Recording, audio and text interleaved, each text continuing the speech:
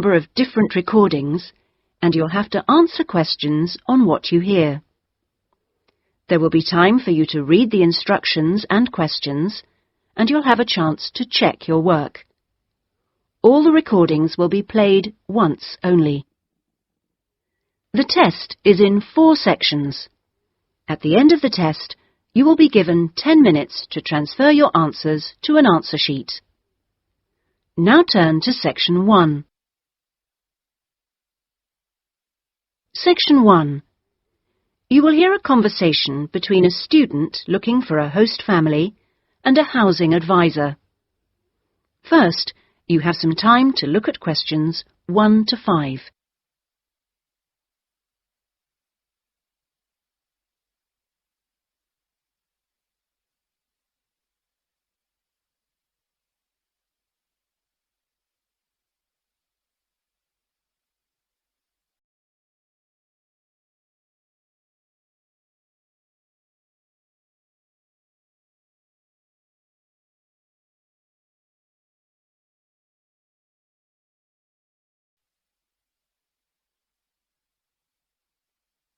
You will see that there is an example which has been done for you.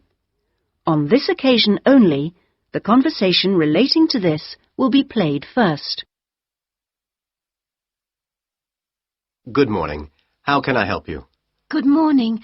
I understand you help fix up students with host families. That's right. Are you interested in... Yes.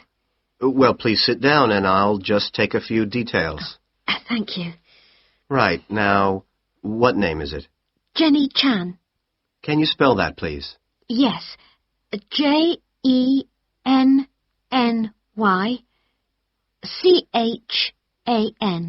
Right. And what is your present address? The student's name is Jenny Chan, so Jenny Chan has been written on the form. Now we shall begin. You should answer the questions as you listen, because you will not hear the recording a second time. Listen carefully and answer questions 1 to 5. Good morning. How can I help you? Good morning. I understand you help fix up students with host families. That's right. Are you interested in... Yes. Well, please sit down and I'll just take a few details. Thank you. Right. Now, what name is it? Jenny Chan.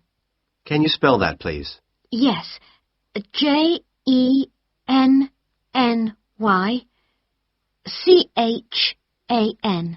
Right. And what is your present address? Seaview Guest House, 14 Hill Road. Okay. And do you know the phone number there? Yes, I have it here. 2237676. But I'm only there after about 7 p.m. So when would be the best time to catch you? I suppose between 9 and, let me see, past, before I leave for the college. Great. And can I ask you your age? I've just had my 19th birthday. And how long would you want to stay with the host family? I'm planning on staying a year, but at the moment I'm definitely here for 4 months only. I have to get an extension to my permit. You're working on it? Mm. Fine. And what will be your occupation while you're in the UK? Studying English? And what would you say your level of English is? Good, I think.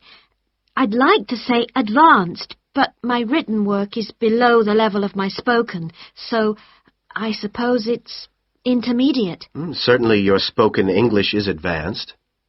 Anyway, which area do you think you would prefer? Well, I'm studying right in the centre, but I'd really like to live in the northwest. That shouldn't be a great problem. We usually have lots of families up there. Before you hear the rest of the conversation, you have some time to look at questions 6 to 10.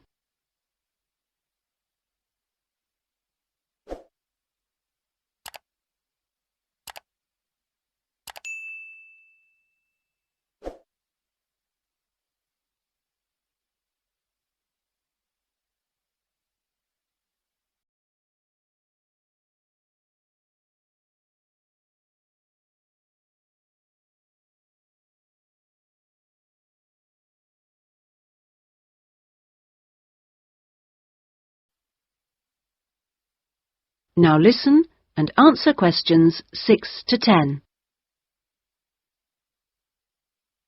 And do you have any particular requirements for diet? Well, I'm nearly a vegetarian. Not quite. Shall I say you are? It's probably easier that way. That would be best. Anything about your actual room? I would prefer my own facilities. En suite, is that right? Mm-hmm. And also, if it's possible, a TV. And I'd also like the house to have a real garden, rather than just a yard. Somewhere I could sit and be peaceful. Is that all? Well, I'm really serious about improving my English, so I'd prefer to be the only guest, if that's possible. No other guests. Yes, you get more practice that way. Anyway, obviously, all this is partly dependent on how much you're willing to pay. What did you have in mind? I was thinking in terms of about 60 to 80 pounds a week, but I'd go up to 100 if it was something special. Well, I don't think we'd have any problems finding something for you. Oh, good. And when would you want it for? I'd like to move in approximately 2 weeks. Let me see. It's the 10th today. So if we go for the Monday, it's the 23rd of March. Yes. Right. Good. And if I could ask one last question.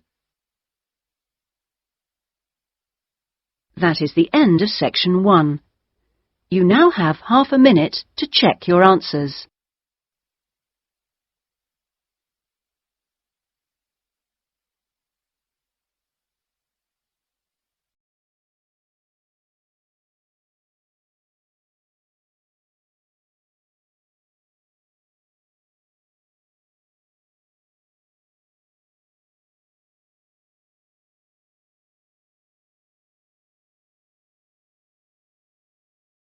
Now turn to section 2.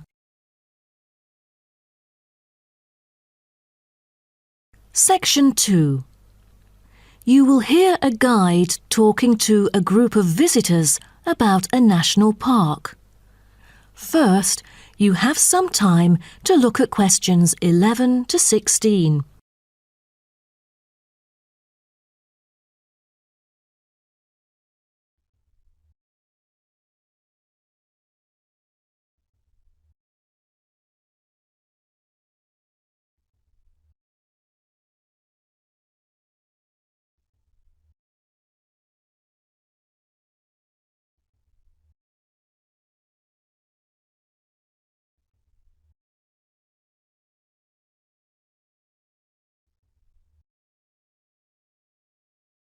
Now listen carefully and answer questions 11 to 16. Welcome to Byron National Park. I am Jim Carson, your tour guide for the trip. First, I'd like to give you some basic information about the park. Covering 7,000 acres of land and spanning across 3 states, Byron National Park was established to protect the area's most spectacular scenic values. With unique geological features, natural history, and native plant and animal life, it is an ideal destination for recreation as well as research purposes. The park has a breathtaking waterfall connecting the longest river in the country, but it is most renowned for having the largest subtropical rainforest worldwide. There are many layers of tall, medium, and low vegetation growing with seasonal variations in the park. It is a place where the air seems green. Ardent hikers can find an awesome array of options here. Apart from the dense green rainforest, tourists can also hike along the mountain trail. Despite the stunning view, taking photos is not advised on the way up, I'm afraid, as one might get distracted and the narrow trail by the sheer cliff is quite dangerous. When you reach the top of the mountain, there is nothing better than having a picnic under the trees with your family. Accompanied mostly by wildlife, walkers as well as cyclists may find the bush track a good choice for having a tranquil time to themselves. As your tour guide, I suggest that only expert hikers take the creek circuit. because its beautiful and inspiring scenery through the subtropical jungle is paralleled by its physical challenges. A list of transport is available within the park. Bicycles are a popular choice as it is the most flexible way to get around. Electric trams are temporarily closed for maintenance. Boat trips down the river are an ideal way to spend a tranquil afternoon. Rest assured that transport within the park is covered in the bill. Extreme sports is another highlight of the park. There are, for adventurous grown-ups, especially those who are comfortable with having a racing heart, scary as it may sound, it is actually safe to participate in extreme sports under strict instructions and close supervision. Abseiling is available regardless of the weather. It is a fun way to overcome fear of heights, gain new skills, and get an adrenaline rush. Bungee jumping and paragliding are also available, except for during the summer. At this point, you might worry about meals here. Well, even though there is only one restaurant in the park at the moment, the variety of dishes is astonishing. There are 2 meals included in the price. Just get your meal ticket at the reception before dining. Also, there is no need to make reservations or worry about availability, since there are plenty of tables. Before you hear the rest of the talk, you have some time to look at questions 17 to 20.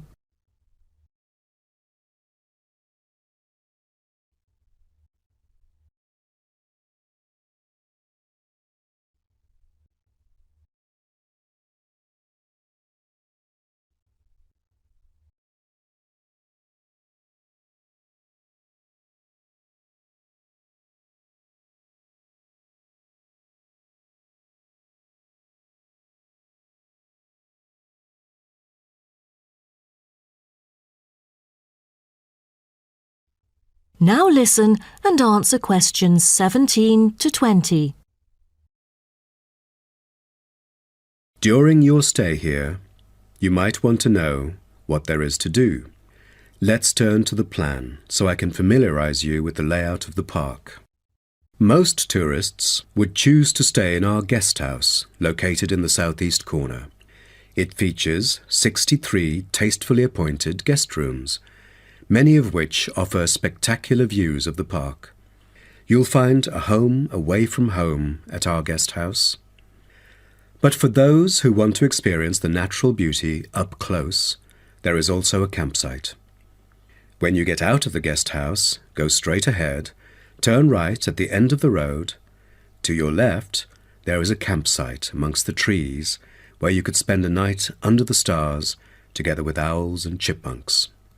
If you look at the top left of the plan, you will notice a picnic area. You can either bring your own food, or we can deliver food to you. Barbecue is an option. The business centre is situated directly opposite the picnic area. It provides flexible, fully serviced offices, conferencing suites, meeting rooms, and is equipped with the latest multimedia facilities. Wired, as well as wireless, high-speed internet is available within the entire premises. The centre is designed to cater to both individual travellers and corporate groups. Visitors can also go to the museum, which holds a vast collection that exhibits local history and a natural habitat. You start from the guest house, just turn left at the first conjunction, then walk past the tea house, turn right. You'll see the museum after making the third right. Have you found it? Pretty easy, right? To spend a delightful afternoon with a book and a fresh cup of coffee, you can go to the only cafe in the park. From the guest house, you go straight, then take the second right, and you'll see the cafe right in front of you. You might want to check out our all-season tennis court, which offers instruction for all ages and skill levels. It is located right opposite the cafe. That is the end of section 2. You now have half a minute to check your answers.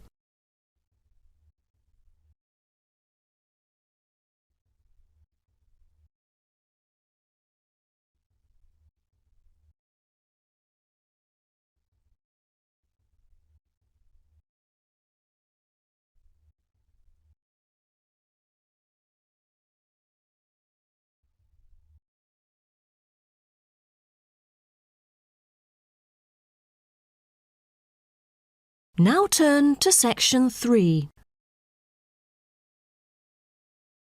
Section 3. You will hear a student called Jerry discussing a pedagogy course with his tutor. First, you have some time to look at questions 21 to 23.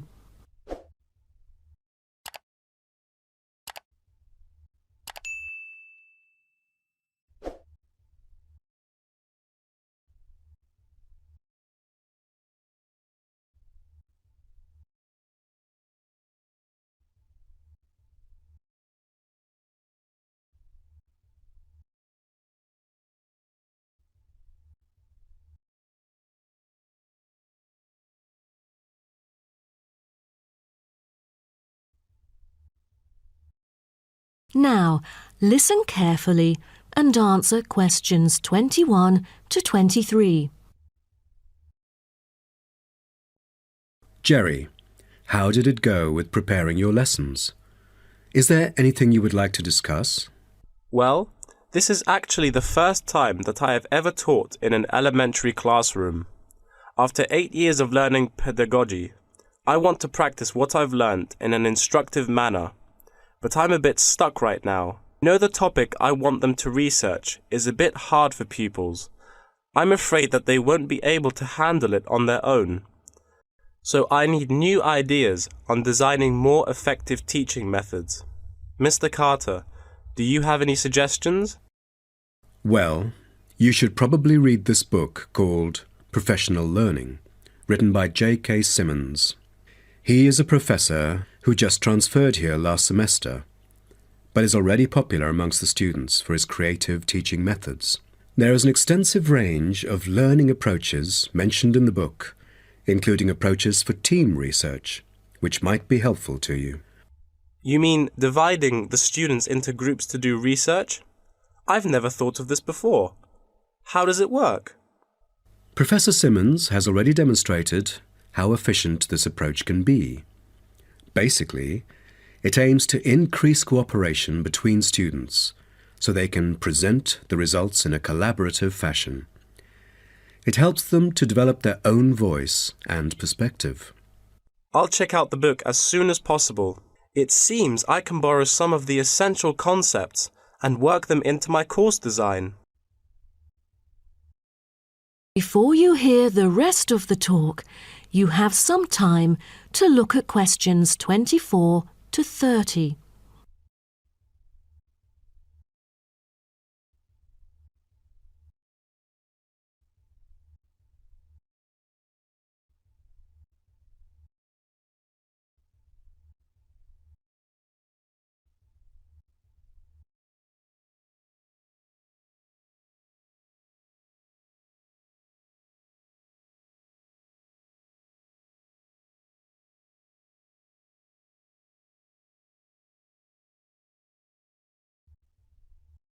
Now listen and answer questions 24 to 30.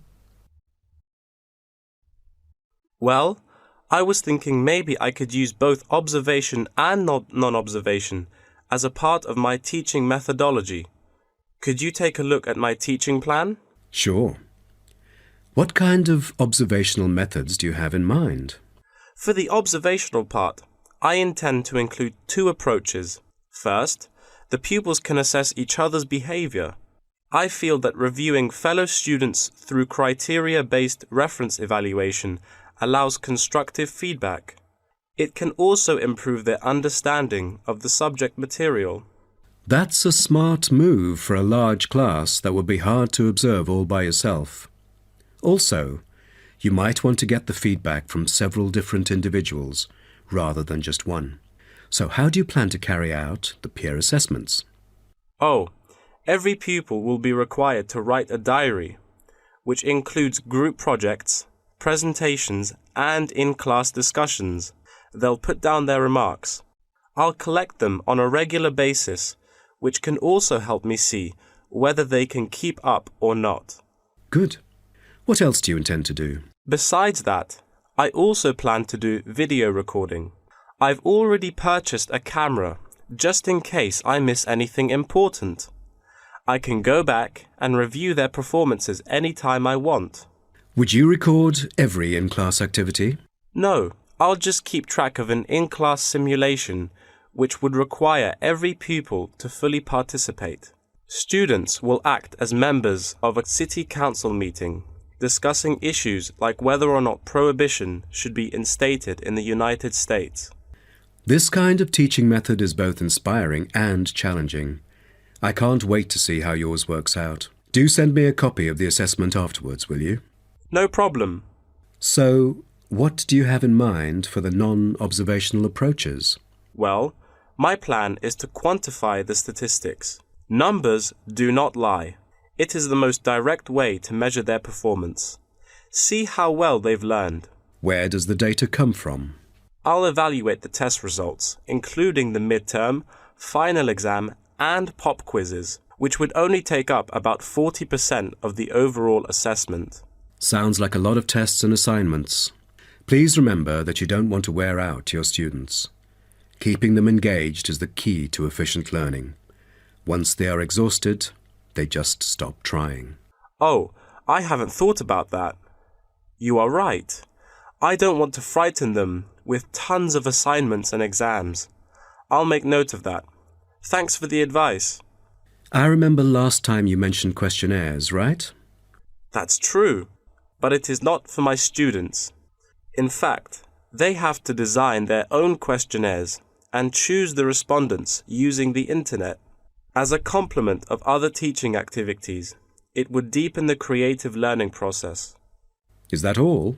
Oh, the pupils will have to conduct interviews of their own, and for this, they get to choose anyone they like, including relatives, friends, and acquaintances to answer the questions. Seems to me that you have figured out most of your teaching methods, but you still need to polish some of the activities. That is the end of section 3. You now have half a minute to check your answers.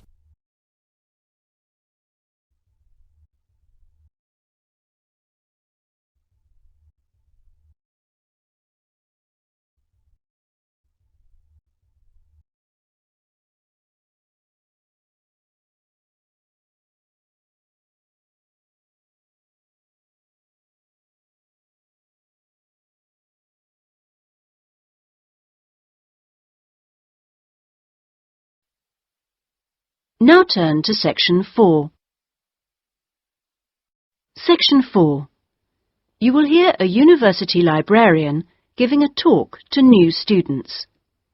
First, you have some time to look at questions 31 to 40.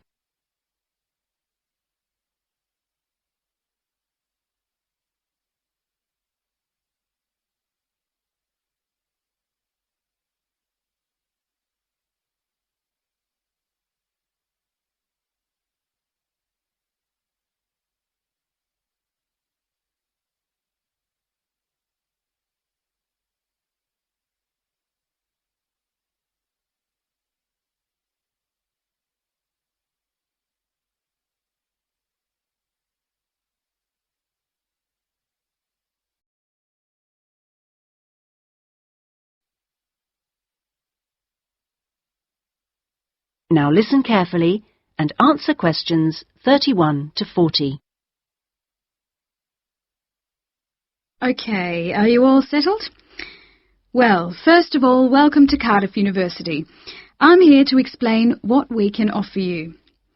Now, as a new student at the university, you will probably need some sort of guidance to help you to use the library effectively to study and research.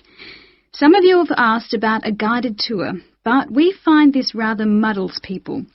So, in this first week, we run a series of talks which focus on different aspects of the library and its resources. You'll also find that to get the most out of the library, you really do need to be computer literate. And so all this term we run small classes which will bring you up to speed on how to access the computer-loaded information. Okay, now let me give you an outline of what's available to you. You'll find that the computers are increasingly used as a research tool. Many students do most of their research on the internet, and the library computers are permanently online. Having found what you need, you'll find you can readily save texts on your personal computer space to print off when you need. You might think that it is the fastest way to get information, but the links can be slow. Clearly, you can find lots on there, but much of it is useless information, as it is from highly debatable sources, so be critical. You'll also find that the library has loaded several CD-ROMs onto the computers from specialist reference sources, such as the MLA. It means we can expand what we offer you at very little extra cost and saves us having to invest in more and more books. The CD-ROMs contain exactly the same information as the reference books, as the two are updated together. Now, most of you will need to refer to journal articles in your work, and you'll find you can also access these online, and we encourage you to do so. Clearly, some of you will find the printed version more accessible as it sits on the shelves, but I'm afraid the intention is to phase these out eventually. However, you will still be able to print off a version of the text rather than photocopying the journal pages. So you must get used to working online. Naturally, we do still have the full range of classic reference books, additional to the CD-ROMs for you to use, and there are several copies of each one. This is because some of you may prefer to borrow a book rather than sit in the library. There is a restricted loan time on these, so that they are not missing from the shelves for too long. Although there is a section manager for each part of the library, they are very busy, and so if you do get stuck looking for things, you should ask the relevant cataloguing assistant. As your training supervisor, I just oversee your induction and will not be around after this initial week.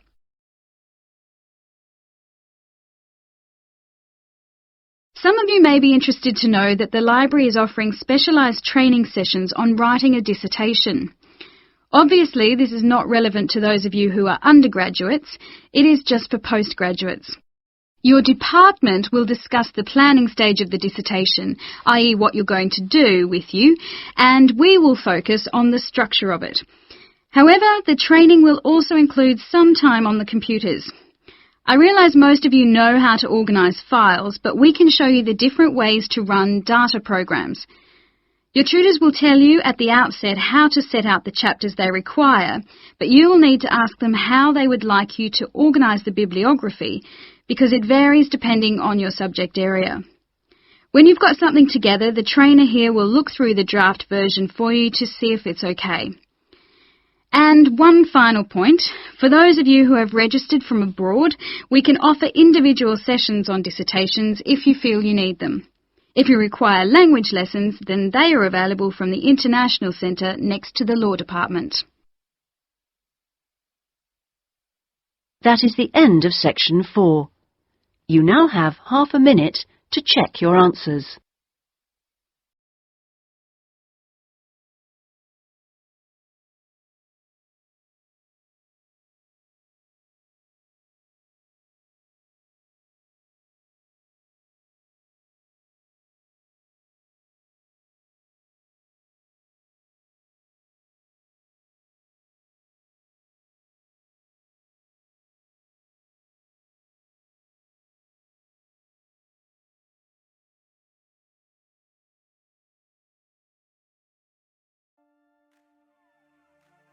That is the end of the listening test.